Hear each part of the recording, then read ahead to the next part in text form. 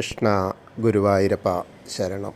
ഗുരുവായൂരപ്പൻ്റെ ഉച്ചപൂജ കഴിഞ്ഞു, കളഭാലങ്കാരം കഴിഞ്ഞു, നട തുറന്നു കേട്ടോ. അപ്പോൾ നമുക്ക് ഗുരുവായൂരപ്പനെ തൊഴാനായിട്ട് പോകണ്ടേ. ഗുരുവായൂരപ്പൻ ഇന്നിപ്പോൾ ഉദയാസ്തമന പൂജ ഉണ്ടായിരുന്നു, അതിൻ്റെയൊക്കെ തിരക്കുണ്ടായിരുന്നു. അപ്പോൾ എല്ലാം കഴിഞ്ഞു, നട തുറന്നു. നമുക്ക് ആദ്യം തന്നെ കിഴക്കേ നടയിലുള്ള മഞ്ജുളാലിനെ ഒന്ന് പ്രദക്ഷിണം ചെയ്യാനായിട്ട് പോവാം. അവിടെ പോയതിന് ശേഷം നേരെ വന്ന് മേൽപ്പത്തൂർ ഓഡിറ്റോറിയത്തിൻ്റെ പുറകുവശത്തുള്ള അത്തിമര ഗണപതിയുടെ അടുത്തൊന്ന് വന്നിട്ട് തൊഴാം. സർവ്വവിഘ്നങ്ങളും മാറ്റിത്തരാൻ വേണ്ടിയിട്ട് പ്രാർത്ഥിക്കാം. അതിനുശേഷം നമ്മളിങ്ങനെ ഗോപുരവാതിൽ കടന്ന് അകത്തേക്ക് പോരാം. അങ്ങനെ പോരുമ്പോൾ കൊടിമരമൊക്കെ കാണാം. കൊടിമരത്തിൻ്റെ നേരെ നോക്കിയാൽ ആ വലിയ ബലിക്കല്ല് കാണാം. മുകളിലേക്ക് ഇങ്ങനെ നോക്കിയാൽ, വാതിൽപ്പടിയുടെ മുകളിലേക്ക് നോക്കിയാൽ ഗജരാജൻ കേശവൻ്റെ 2 കൊമ്പുകൾ ഇങ്ങനെ കാണാം, സ്വർണം പതിച്ചത്. അങ്ങനെ അത് കണ്ട് അങ്ങനെ നമ്മൾ അതിൻ്റെ നടുക്കായിട്ടുള്ള മഹാലക്ഷ്മി ദേവീനെയൊക്കെ കണ്ട് തൊഴുത് നേരെ നമ്മൾ വാതിൽപ്പടി ഇങ്ങനെ കയറുകയാണ്. വാതിൽപ്പടി കയറുമ്പോൾ ഇടത് വശത്തേക്ക് ഒന്നിങ്ങനെ നോക്കിയാൽ ആ പീഠം കാണാം. അവിടെ ആ കെടാവിളക്കും കത്തി നിൽക്കണം. ആ മേൽപ്പത്തൂർ നാരായണ ഭട്ടതിരി നാരായണീയം എഴുതാനൊക്കെ ആയിട്ടും ഭജനയ്ക്കും ഒക്കെ ആയിട്ട് ഇരുന്നിരുന്ന പീഠമാണ്. അപ്പം അത് കണ്ട് തൊഴാം.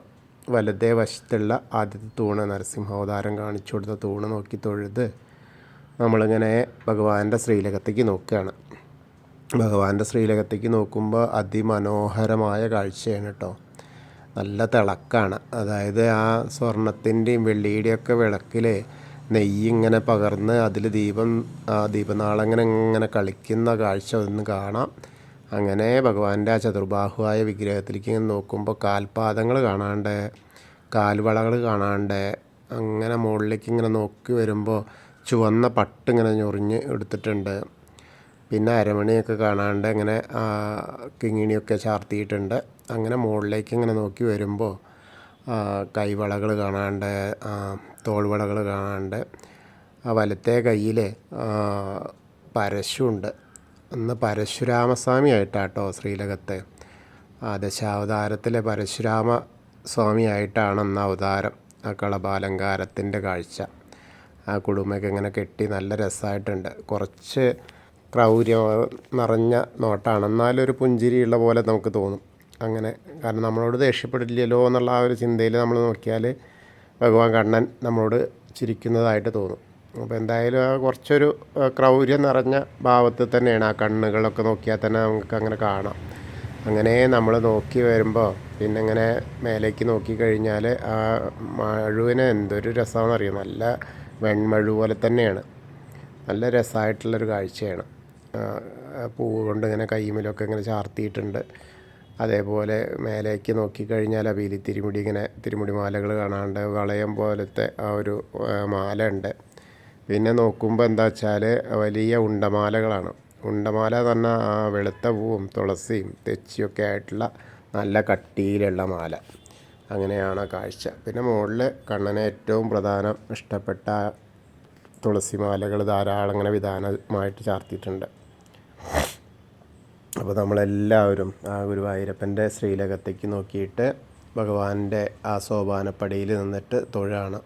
അപ്പം ഇന്നലെ വൈകുന്നേരമൊക്കെ വളരെ സുഖമായിട്ട് സോപാന ദർശനമായിരുന്നു. മണ്ഡപത്തിൻ്റെ അവിടെ നിന്നൊന്ന് കാണാം, സോപാനത്തിൻ്റെ അവിടെ നിന്നും. പക്ഷേ ഉച്ചവരെ നല്ല തിരക്കായിരുന്നു ഇന്നലെ. അതേപോലെ തന്നെ ഇന്ന് തിരക്കുണ്ട്. ഇന്നലത്തെ അതേപോലെ ഇല്ലെന്നറയൊക്കെ ഉണ്ടായിരുന്നത് ആ കൊടിമരത്തിൻ്റെ അവിടെ വെച്ചിട്ടാണ്. കതിർക്കറ്റകളൊക്കെ ഇട്ട് മേൽശാന്തിയൊക്കെ അവിടെ വന്നിട്ട് പൂജിച്ചിട്ട് ഉണ്ടായിരുന്നത്. അപ്പോൾ അതൊക്കെ നല്ല കാഴ്ചയായിരുന്നു. അപ്പോൾ ഇന്ന് നമ്മൾ അങ്ങനെ നോക്കുമ്പോൾ ഭഗവാന്റെ ശ്രീലകത്തേക്ക് നോക്കി കണ്ട കാഴ്ചയാണ്. അപ്പോൾ എല്ലാവരും പ്രാർത്ഥിച്ചോളൂ. ആ പരശുരാമ സ്വാമിയായിട്ട് ശ്രീലകത്ത് മേവുന്ന ഭഗവാനെ ഗുരുവായൂരപ്പനെ കണ്ട് പ്രാർത്ഥിച്ചോളൂ കേട്ടോ. മനസ്സ് തുറന്ന് മനസ്സുരുകി പ്രാർത്ഥിച്ചോളൂ. അങ്ങനെ പ്രാർത്ഥന കഴിഞ്ഞ് നമ്മൾ അവിടെ നിന്ന് ഇങ്ങനെ ഇറങ്ങി സോപാനപ്പടിയിൽ നിന്ന് ഇറങ്ങിയിട്ട് അഗ്നികോണിലുള്ള ബലിക്കല്ല് നോക്കിയിട്ടൊന്ന് തൊഴുതു. പിന്നെ നേരെ തിടപ്പള്ളി നോക്കി തൊഴുതു. അതേപോലെ ആദ്യം നിങ്ങൾ തിരിഞ്ഞു നിന്നാൽ നമുക്ക് കാണാം ചുവരിൻ്റെ മുകളിലുള്ള ആലിലക്കണ്ണൻ. അത് കണ്ട് തൊഴുത് നമ്മൾ നേരെ വരുന്നത് സപ്തമാതാക്കളെ കാണാം. മാതാക്കളെയൊക്കെ കണ്ട് തൊഴുത് ഗണേശൻ്റെ അടുത്തേക്ക് വരികയാണ്. ഗണേശൻ്റെ അടുത്ത് വരുമ്പോൾ ഇങ്ങനെ കളഭം കൊണ്ട് ചന്ദനം കൊണ്ട് ഇങ്ങനെ ചാർത്തി മുഖമൊക്കെ ഇങ്ങനെ നന്നായിട്ട് ചാർത്തിയിട്ടുണ്ട്. നല്ല രസമായിട്ടുണ്ട്. ആ കൊമ്പ്, തുമ്പിക്കൈ, അങ്ങനെ 2 കാതിൽ ചെവിപ്പൂക്കൾ വെച്ചിട്ടുണ്ട്. അതേമാതിരി നല്ലൊരു ഗോപി വെച്ചിട്ടുണ്ട്. മാറത്തുകൊണ്ടൊരു ഗോപി, പിന്നെ അങ്ങനെ ഒരു മഞ്ഞ പട്ടുടുപ്പിച്ചിട്ടുണ്ട്. നല്ല രസമായിട്ടുള്ള കാഴ്ച. അപ്പോൾ ഗണേശനെ കണ്ട് പ്രാർത്ഥിച്ചോളൂ കേട്ടോ. ഏകദന്തം മഹാകായം തപ്തകാഞ്ചനസന്നിഭം ലംബോദരം വിശാലാക്ഷം വന്ദേഹം ഗണനായകം. അങ്ങനെ കണ്ട് പ്രാർത്ഥിച്ച് സരസ്വതി അറയിലേക്ക് നോക്കുക. അവിടെ സരസ്വതി ദേവീനെ കണ്ട് പ്രാർത്ഥിക്കാം. സരസ്വതി നമസ്തുഭ്യം വരദേ കാമരൂപിണി വിദ്യാരംഭം കരിഷ്യാമി സിദ്ധിർഭവതു മേ സദാ. അത് കഴിഞ്ഞ് അവിടെ നിന്ന് ഇങ്ങനെ വരുമ്പോൾ ആ കോർണറിലെത്തിയിട്ട് ചെറിയ ഗണേശനെ ഒന്ന് കണ്ട് തൊഴാം. പിന്നെ മത്സ്യം, കൂർമ്മം, വരാഹം, നരസിംഹം വരെയുള്ള രൂപങ്ങളൊക്കെ കാണാം. ഒക്കെ കണ്ട് തൊഴുത് അങ്ങനെ മേൽശാന്തിൽ അവിടെ നിന്ന് വന്ന് അർച്ചന പ്രസാദമൊക്കെ വാങ്ങാം. അവിടെ ഓദിക്കന്മാരിക്കുന്നുണ്ട്, അവരുടെ അടുത്ത് നിന്ന് അർച്ചന പ്രസാദമൊക്കെ വാങ്ങാം. പിന്നീട് വാമനരൂപവും അതേപോലെ ഗജേന്ദ്രമോക്ഷത്തിൻ്റെ രൂപവും അങ്ങനെ ആ ഗരുഡാരൂഢനായിരിക്കുന്ന മഹാവിഷ്ണുവിനെയൊക്കെ കണ്ട് തൊഴുത് അനന്തപത്മനാഭസ്വാമിയുടെ അടുത്തേക്ക് വരാം. അവിടെ വരുമ്പോൾ ഒന്ന് നല്ല മാലകളുണ്ട്. നല്ല താമരമാല തന്നെ ഉണ്ട്, വലിയ താമരമാല.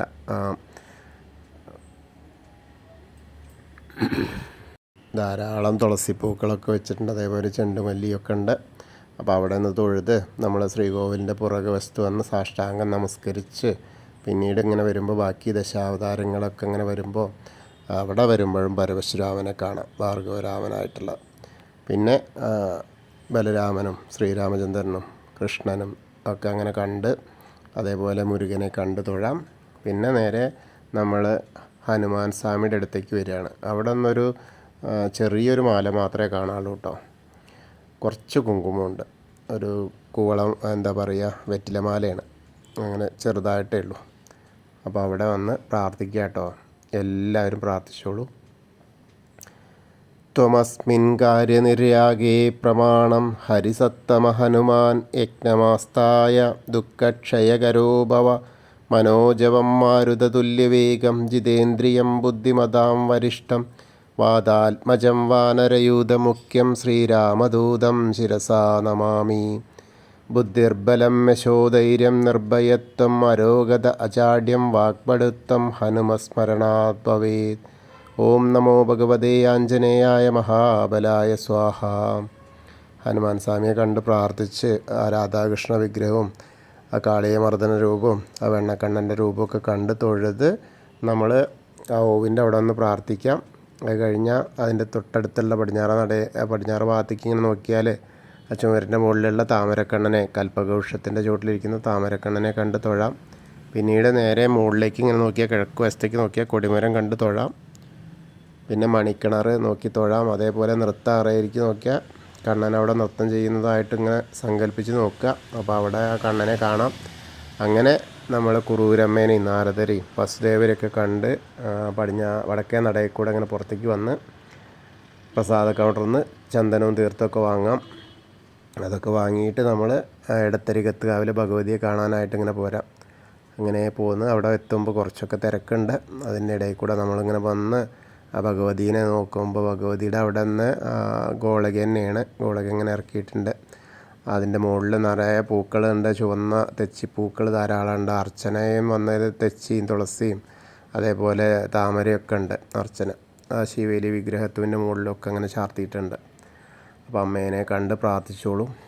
സർവമംഗളമാംഗല്യേ ശിവേ സർവാർത്ഥസാധികേ ശരണ്യേ ത്രയംബകേ ഗൗരി നാരായണി നമസ്തുതേ. അങ്ങനെ അമ്മയെ കണ്ട് തൊഴുത് നമ്മളങ്ങനെ വരുമ്പോൾ ആ കോർണറിലെത്തിയ തിരിഞ്ഞ് നിന്നിട്ട് നമശിവായ നമശിവായ നമശിവായ എന്നുള്ള പഞ്ചാക്ഷരി മന്ത്രം ജപിക്കുക. ഒപ്പം മമ്മിയൂരപ്പനെ മനസ്സിൽ സ്മരിക്കുക. അപ്പോൾ നമ്മൾ അവിടെ പോയിട്ടുള്ള ആ ഒരു ദർശന സൗഭാഗ്യം കിട്ടിയ പോലെയാവും. അതിനുശേഷം നമ്മളിങ്ങനെ വീണ്ടും കൊടിമരത്തിൻ്റെ അവിടെ വന്നിട്ട് ഭഗവാന്റെ ശ്രീലകത്തേക്ക് നോക്കിയാൽ പരശുരാമസ്വാമീനെ ഒന്നുകൂടി കാണാം. അവിടെ നമസ്കരിച്ച് കൂത്തമ്പലത്തിൻ്റെ അവിടെയും വന്ന് നമസ്കരിക്കാം. പിന്നെ അയ്യപ്പസ്വാമിയുടെ അടുത്തേക്ക് വരിക. അയ്യപ്പസ്വാമിയുടെ അവിടെ ഇങ്ങനെ വരുമ്പോൾ ഒന്ന് നന്നായിട്ട് ഇങ്ങനെ ആ രൂപമൊക്കെ ആയിട്ടുണ്ട്. ധാരാളം ചന്ദനം കൊണ്ട് ഇങ്ങനെ ചാർത്തി നല്ല ചാർത്തായിട്ടുണ്ട്. നല്ല രസമായിട്ട് നല്ലൊരു സുന്ദരനായ അയ്യപ്പസ്വാമിയായിട്ടിരിക്കണം കേട്ടോ. അപ്പോൾ അയ്യപ്പസ്വാമിയെ പ്രാർത്ഥിച്ചോളൂ. ഭൂതനാഥ സദാനന്ദ സർവഭൂതദയാപര രക്ഷ രക്ഷ മഹാബാഹു ശാസ്തേ സ്തുഭ്യം നമോ നമ. അതിനുശേഷം അവിടുന്ന് പ്രദക്ഷിണമായിട്ട് വന്ന് പടിഞ്ഞാറേ നടയിലുള്ള ആ ദീപസ്തംഭത്തിൻ്റെ മുകളിലുള്ള വേണുഗോപാലിനെ കണ്ട് തൊഴാം. കൊടിമരത്തിൻ്റെ മുകളിലുള്ള ഗരുഡധ്വജനെയും കണ്ട് പടിഞ്ഞാറേ നടയിൽ കൂടെ പുറത്തേക്ക് വന്ന് രുദ്രതീർത്ഥത്തെ ഒന്ന് പ്രദക്ഷിണം ചെയ്യാനായിട്ട് ശ്രമിക്കുക. അപ്പോൾ നമുക്ക് ആ കാളിയമർദ്ദന രൂപം കാണാൻ നടുക്ക്. അങ്ങനെ അതൊന്ന് കണ്ട് തൊഴുത് നാരായണാലയത്തിലൊന്ന് കയറിയിട്ട് പൂന്താനം തിരുമേനി പൂജിച്ചിരുന്ന വിഗ്രഹമൊക്കെ കണ്ട് തൊഴുത് നേരെ നമ്മൾ ഭഗവതി നടയിൽ വന്നിട്ട് ഒന്നും കൂടിയും പ്രാർത്ഥിച്ച് അതേപോലെ കിഴക്കേ നടയിലുള്ള ആ ഒരു വലിയ ദീപസ്തംഭത്തിൻ്റെ അവിടെ വന്നിട്ട് ഭഗവാന്റെ ശ്രീലകത്തേക്ക് നോക്കി പ്രാർത്ഥിക്കുക. അപ്പോൾ അപ്പുറത്ത് നോക്കിക്കഴിഞ്ഞാൽ ആ ഇന്ന് പരശുരാമനായിട്ട് തന്നെയാണ് ഭഗവാന്റെ ശ്രീലകത്തുള്ള കാഴ്ച. ഇന്നത്തെ പൂക്കളം കണ്ടാലോ, പൂക്കളം ഇന്ന് ശിവനാണ്, ശിവഭഗവാന്റെ ആ ഒരു കാഴ്ചയാണ് പൂക്കളം. ഇപ്രാവശ്യം ഇപ്പോൾ ഓണം 11 ദിവസമായിട്ടല്ലേ വരുന്നത്, 10-ാം ഓണമല്ല 11 ദിവസമാണ്. 2 ചിത്തിര വരുന്നു, ഒരു ചോതി വന്നു. ഇന്നിപ്പോൾ ചോതി ആയിട്ടേ ഉള്ളൂ. ശരിക്ക് അത്തം കഴിഞ്ഞിട്ട് ഇപ്പോൾ ഇന്ന് 4-ാമത്തെ ദിവസമായി. പക്ഷെ ഇന്നാണ് ഇപ്പോൾ വീണ്ടും ചോതി വന്നത്.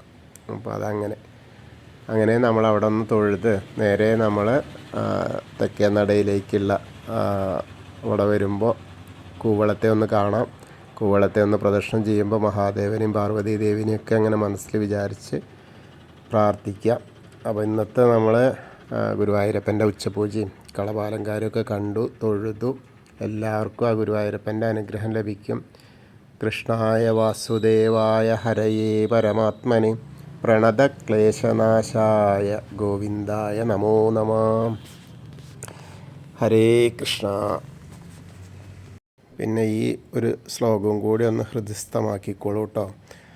അസുഖങ്ങൾക്കൊക്കെ മാറാൻ വേണ്ടിയിട്ട് പ്രാർത്ഥിക്കാം. ഇത് അസ്മിൻ പരാത്മൻ നനു പത്മകൽപ്പേ ത്വമിത്ത മുത്താപിത പത്മയോനി അനന്തഭൂമാ മമ രോഗരാശീം